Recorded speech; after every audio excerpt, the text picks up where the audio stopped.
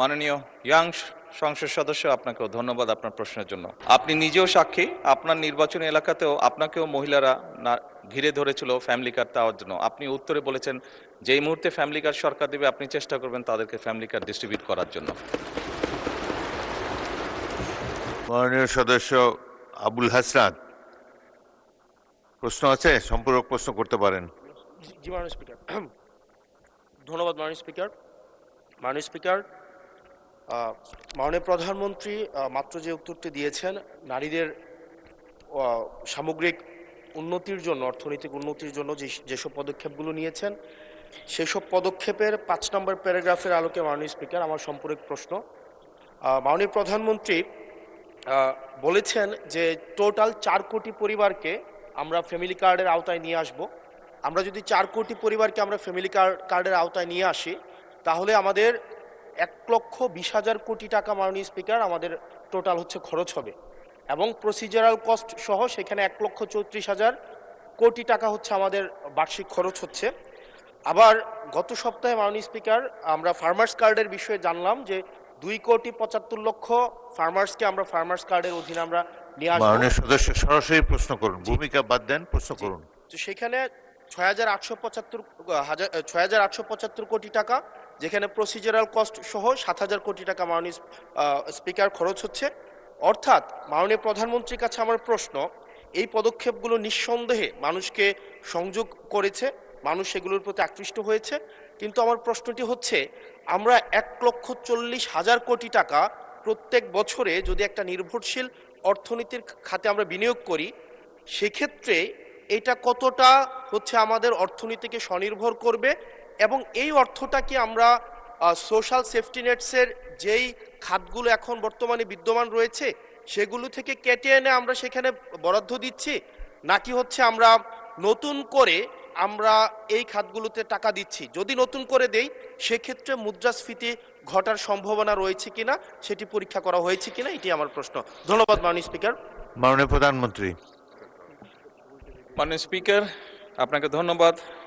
মাননীয় ইয়াং সংসদ সদস্য, আপনাকেও ধন্যবাদ আপনার প্রশ্নের জন্য। অবশ্যই আল্লাহর কাছে শুকরিয়া, আলহামদুলিল্লাহ, যে আমরা যে ফ্যামিলি কার্ডের কথা জনগণকে বলেছিলাম নির্বাচনের পূর্বে, সেই ফ্যামিলি কার্ডটি মানুষ গ্রহণ করেছে, এবং আপনি নিজেও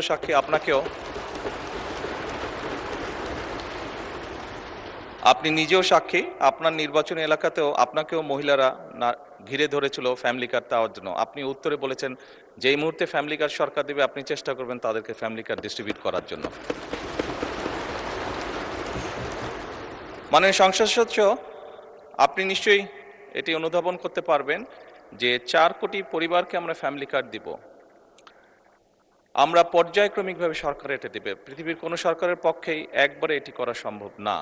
এই ডাটাগুলো কালেক্ট করতে হবে, কার কি অবস্থা, প্রত্যেকটা ফ্যামিলি ডাটা কালেক্ট করবে, পর্যায়ক্রমিকভাবে আমরা দিব। এবং প্রথম স্টেজে আমরা যারা ভালনারেবল ফ্যামিলি, আমরা তাদেরকে এই কার্ডগুলো দিব। কাজেই ধীরে ধীরে আমরা বাজেটটি তৈরি করব, এবং ধীরে ধীরেই আমরা কার্ড দেওয়ার সংখ্যাটা ধীরে ধীরে আমরা বাড়াবো।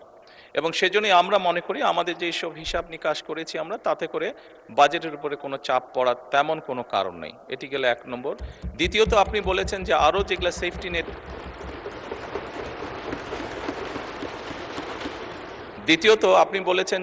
যেগুলো social security safety net program আছে সেগুলির সাথে কনফ্লিক্ট করবে কিনা।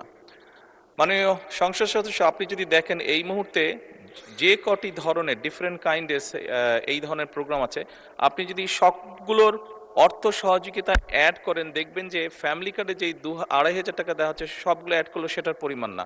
অর্থাৎ ফ্যামিলি কার্ডে যেই সহযোগিতা দেওয়া হচ্ছে টাকার ভলিউমে সেটা সবচেয়ে বেশি, ভলিউমে বেশি, 2,500 টাকা কোনোটাই। সবগুলোকে একজন মানুষকে যদি সবগুলো সুবিধা দেন এই মুহূর্তে যেগুলো চালু আছে, তাহলে একজন লোক 2,500 টাকার কম পাচ্ছে, বেশি পাচ্ছে না। এবং এর মধ্যে আমরা দেখেছি, এর মধ্যে রিসার্চ করে অনেকগুলো মানুষ আছে বা অনেকগুলো ব্যক্তি আছেন যাদের উপরে রিপিটেশন হচ্ছে, যে একই সুবিধা, কয়েকটি সুবিধা একজন ব্যক্তি পাচ্ছেন। তো সেগুলোকে আমরা কাট ডাউন করব, সবগুলোকে আমরা কাট ডাউন করবো না। যেগুলো রিপিটেশন হচ্ছে সেগুলোকে আমরা কাট ডাউন করবো। এভাবেই করে আমরা ধীরে ধীরে নিয়ে যাব। আর আপনি ইনফ্লেশনের কথা বলেছেন, আমরা অবশ্যই টাকা ছাপিয়ে দিচ্ছি না, আমরা টাকা ছাপিয়ে দিব না, বরঞ্চ আমরা মনে করি এতে ইনফ্লেশনটা কমে আসবে। কারণ আপনি চিন্তা করুন যখন সে 2,500 টাকা পাচ্ছে, এর মধ্যে নিশ্চয়ই যারা পেয়েছে আপনি দেখেছেন যে তাদের ভিডিওতে দেখেছেন তাদের রিয়াকশনগুলো কি কি করবে তারা। কেউ বলেছে জামা কাপড় কিনবে, কেউ বলেছে বইয়ের বাচ্চার জন্য বই কিনবে, কেউ বলেছে ফ্যামিলির প্রয়োজনীয় জিনিস ক্রয় করবে। তার মানে আপনি দেখুন যেই মানুষগুলো পাচ্ছে এরা কিন্তু কোনো ব্র্যান্ডেড জিনিস ব্যবহার করে না। আমরা সবাই একটু অ্যাফোর্ড করতে বলে যে ব্র্যান্ডেড বিদেশি জিনিস ব্যবহার করি। এই মানুষগুলো কিন্তু যেসব জিনিস ব্যবহার করে সেগুলো কিন্তু তাদের প্রয়োজনীয় জিনিস ব্যবহার করে, এবং তারা যেই জিনিসগুলো ব্যবহার করে অধিকাংশই দেশীয় কলকারখানা দেশেই উৎপাদিত হয়।